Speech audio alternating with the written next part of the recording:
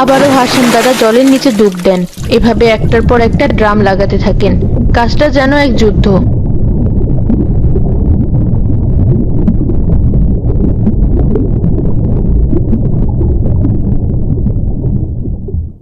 প্রায় 3 ঘন্টা পর প্রায় 40টা ড্রাম লাগানো শেষ হয়। হাসিম দাদা ভীষণ ক্লান্ত। দাদা, আর মাত্র 10টা ড্রাম বাকি।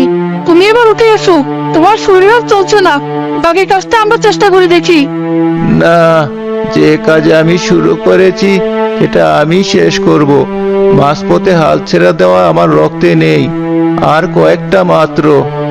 আমার দম হয়তো ফুরিয়ে আসছে, কিন্তু স্কুলের আশা আমি ফুরাতে দেব না। শেষ 10টা একেবারে লাগাতে হবে। তোরা সবাই তৈরি থাক, এটা শেষ ডুব। হাসিম দাদা শেষবারের মতো ডুব দেন।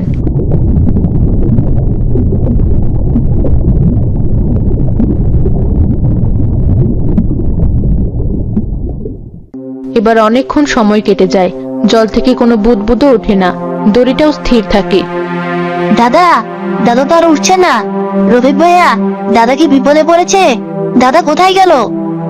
সর্বনাশ, চাচা কি কোনো বিপদে পড়লেন?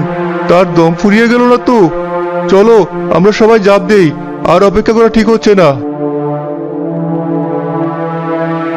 থামো, সবাই থামো, তাড়াহুড়ো করো না।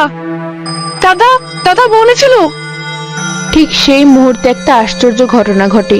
পুরো স্কুল ঘরটা একটা মৃদু কিন্তু জোরালো কাঁপুনি দিয়ে ধীরে ধীরে শব্দ করে জলের উপর ভেসে উঠতে শুরু করে।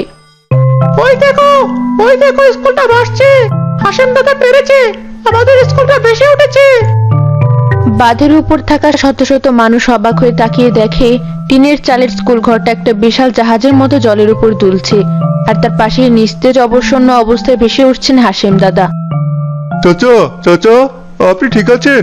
কথা বলুন চাচা। আমি আমি ঠিক আছি। দেখ, তোদের স্কুল আর আর ডুববে না। আজিজ ও রফিক মিলে হাসিম দাদাকে প্রায় অচেতন অবস্থায় টেনে ভেলায় তোলেন। তিনি ক্লান্তিতে চোখ বুজেন, কিন্তু তার মুখে লেগে আছে এক বিজয়ের হাসি।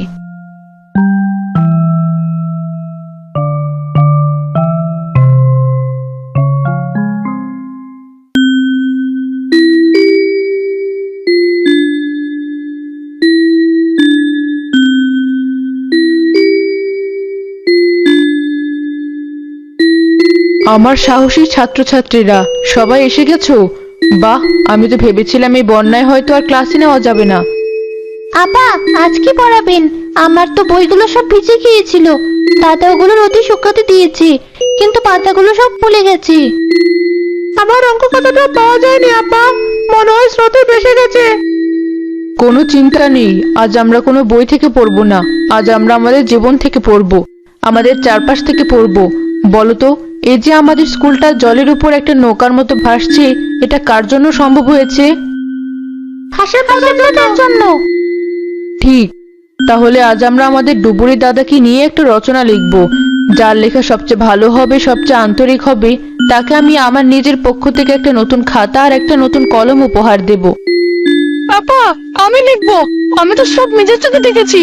দাদা কিভাবে জীবনের ঝুঁকি নিয়ে আমাদের জন্য, আমাদের স্কুলের জন্য লড়াই করেছেন। আমি সব লিখবো। আমি লিখবো, আমার দাদা পৃথিবীর সেরা দাদা, তার চেয়ে সাহসী আর কেউ নেই। শিশুরা সবাই ভীষণ উৎসাহের সাথে তাদের ভাঙা স্লেটে পুরনো খাতায় লিখতে শুরু করে। বেশ কয়েকদিন পর বন্যার জল নামতে শুরু করে। শহর থেকে একজন তরুণ সাংবাদিক এসে হাসিম দাদার সাক্ষাৎকার নেন। দাদা, আপনার এই অসাধ্য সাধনের গল্প এখন সারা দেশের মানুষ জানে। খবরের কাগজে, টিভিতে সবাই আপনার কথা বলছে। আমাদের বলুন, এই বয়সে এসে এমন একটা অসম্ভবকে সম্ভব করার সাহস আর শক্তি আপনি ঠিক কোথায় পেলেন? সাহস তো আমি আমার নাতিদের চোখের জলে পেয়েছি বাবা। ওরা যখন ওদের স্কুলটা হারানোর ভয়ে আমার সামনে অজরে কাঁদছিল, তখন আমি স্থির থাকতে পারিনি। আমার মনে হয়েছিল এই স্কুলটা যদি ডুবে যায়, তাহলে শুধু একটা ঘর ডুববে না, এই পুরো গ্রামের ভবিষ্যৎটাই অন্ধকারে তলিয়ে যাবে। এই বাচ্চাগুলোর স্বপ্ন ডুবে যাবে। কিন্তু এটা তো ভয়ঙ্কর ঝুঁকির কাজ ছিল। আপনার বয়স হয়েছে, তার উপর নদীতে যা স্রোত ছিল, আপনার জীবন চলেও যেতে পারত। জীবন তো একদিন চলেই যাবে বাবা। মেঘনার বুকেই আমার জন্ম, মেঘনার বুকেই হয়তো একদিন মরণ হবে। কিন্তু আমি যদি এই শিশুদের মনে শিক্ষার আলোটা জ্বালিয়ে রেখে যেতে পারি, তাহলে মৃত্যুর পরেও আমি 1000 বছর বেঁচে থাকবো এদের মধ্যেই। ঘর বাড়ি বন্যায় 1000বার ডুবতে পারে, আবার বানানোও যায়, কিন্তু শিক্ষা হলো আলো। এই আলো একবার নিভে গেলে পুরো সমাজটাই অন্ধ হয়ে যায়। আমি শুধু সেই আলোটা আমার শেষ শক্তি দিয়ে আগলে রাখার চেষ্টা করেছি মাত্র। আপনার মতো মানুষ আছে বলে হয়তো আজও মনুষ্যত্ব বেঁচে আছে দাদা। আপনার এই গল্প দেশের প্রতিটি মানুষকে, প্রতিটি শিশুকে নতুন করে স্বপ্ন দেখাতে শেখাবে, প্রতিকূলতার বিরুদ্ধে লড়তে শেখাবে। আমার কোনো অনুপ্রেরণার দরকার নেই বাবা। ওই যে দেখো, আমার স্কুলটা ভাসছে, আর ওর ভেতরে আমার নাতি নাতনিরা, আমার গ্রামের শিশুরা পড়াশোনা করছে। এর চেয়ে বড় শান্তি, বড় পুরস্কার আমার জন্য আর কিছু হতে পারে না। ওটাই আমার বেঁচে থাকার অনুপ্রেরণা।